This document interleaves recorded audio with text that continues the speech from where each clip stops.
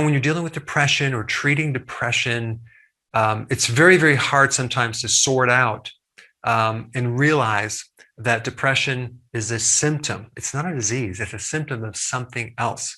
And unfortunately, too many doctors treat this symptom directly, and there's massive side effects. So I'm going to show you a couple things that I think are very powerful to take away your depression, but realize the best thing to do is to match a remedy or a solution that matches the underlying cause.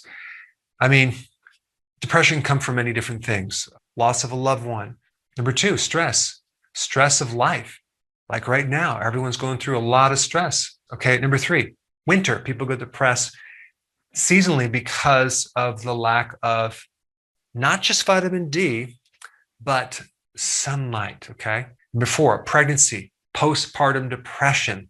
Not necessarily always a decrease in estrogen. It could also come from a lack of iron, zinc, magnesium, because here you are, you're carrying this baby inside you for a period of time. And so you're feeding this baby all sorts of nutrition, not to mention if you're also breastfeeding, it's depleting you of a lot of micronutrients that need to be put back. That can make you very depressed. Number five, very, very important, gut dysbiosis. You have some type of imbalance in your gut, whether you just took an antibiotic or some other reason, that can severely inhibit your ability to have a good mood. No sleep will definitely make you exhausted and depressed. I don't think I've ever met anyone who has a ton of energy, great sleep, and depressed at the same time. There's definitely a connection. And number seven, blood sugars. Whether the blood sugar is too low or too high can put you in a state of a lowered mood, which could include depression or anxiety. Let's first talk about the most important thing you can do as a solution to improve the majority of these things right here. And that would be get more sun, not to the point where you're burnt, but just exposure to light. There's some magical things that occur from sunlight. You have this full spectrum of visible light, but you also have invisible energy too. You have UV, you have infrared that's doing all sorts of wonderful things to your body, including helping you build up your melatonin reserve. Not to mention the sun giving you vitamin D, which vitamin D directly will decrease depression. It's a really good remedy, but you can't fix depression with low amounts of vitamin D. There's mixed studies on vitamin D. I looked at the studies, and most of the studies that say that it's ineffective, they're using like 400 IUs or 600 IUs or even 800 IUs of vitamin D3. That's not enough, especially with all the other factors that can block the absorption. So you're going to need at least 4,000, 5,000, 10,000, 20,000 IUs of vitamin D to create the change that you need.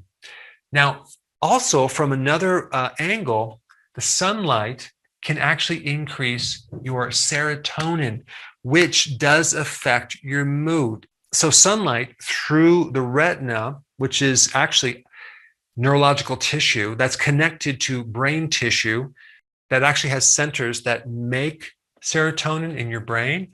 And so with more sunlight, you can help produce more serotonin, you can help bind and absorb more serotonin, and increase your serotonin reserve versus being out of the sun. Now, if you can't be exposed to the sun because of winter or whatever, get bright light therapy. Huge, huge results with bright light therapy. You have to get a full spectrum light and about 10,000 lux, and that's the light you need to put by your computer. And in the morning, okay, when you get up, if you're working on your computer or wherever, have this light shining into your face for about 30 minutes. You're going to get huge results just from that alone.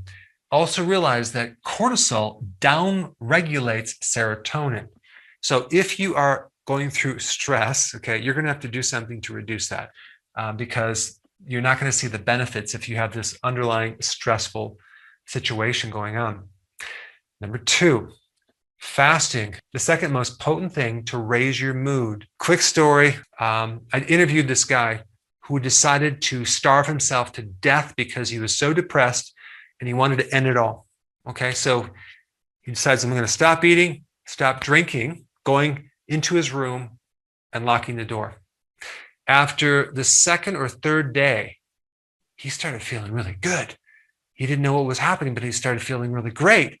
He no longer had depression. He no longer had suicide thoughts. Goes on his computer, discovers what he just did was fasting, finds my video, we do the interview, totally turns his life around, because fasting repairs your brain, okay? And it can increase your cognitive function and definitely elevate your mood through various pathways, okay? So if you haven't done it, do it, because it will get rid of your depression, especially the combination. Number 3, a probiotic, or consuming more foods that have good friendly bacteria, as in fermented sauerkraut, kimchi, things like that, pickles, or even plain kefir. 90% of your serotonin is made by your gut bacteria, okay? So not to mention just serotonin, but also you have other neurotransmitters that these microbes help you make. And your brain uses a lot of these neurotransmitters. Your body uses a lot of these transmitters. They've done a lot of studies showing the relationship between people that are depressed and having gut issues, okay? It's like 1 for 1. They have gut dysbiosis, which is an alteration in the type of microbes you have and the quantity of microbes. And it just so happens that one of the main side effects from antibiotics is depression, okay? Depression. And glyphosate, which is the chemical, the herbicide in all these GMO foods that we're exposed to, and it's in our water supply, works by blocking tryptophan, okay? It blocks tryptophan in microbes. Well, we need tryptophan to make serotonin. That's the only source of serotonin. There is no other source. It needs tryptophan. So glyphosate is going to block that, and then there's nothing there for the raw material for serotonin to be built. And guess what symptom you're going to have? Depression.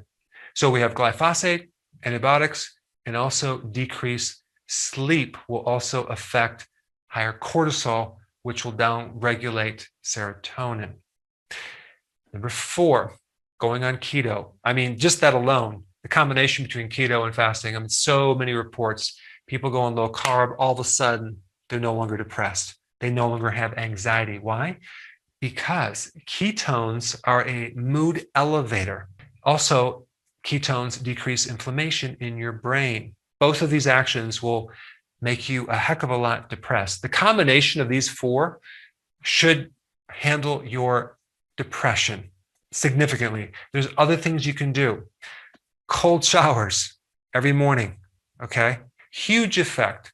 I'll put the research down below, but the cold showers are really good for chronic inflammation, for pain, for sleeping, to increase your energy, but also people are using it to pull them out of a depressed state.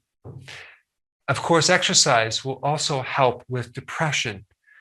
And then getting more sleep will also help. As far as nutrients go, vitamin D in high levels, zinc, and magnesium are the 3 key nutrients that I would recommend if you had depression. If you had postpartum depression because you were pregnant, take iron with that zinc and magnesium. If you're under a lot of stress, make sure you also add the B1 from nutritional yeast, because that can actually ease up not just anxiety, but it can make you a lot less depressed. If you're new to fasting, especially prolonged fasting, you really need to check out this video right here.